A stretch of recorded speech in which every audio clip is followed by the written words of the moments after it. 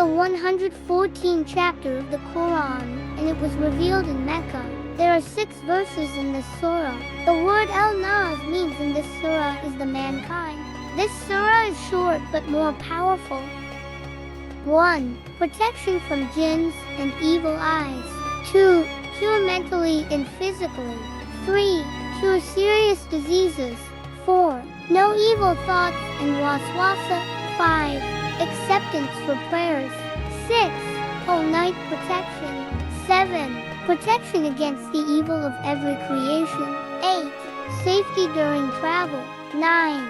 Surah Nas 100 times benefits.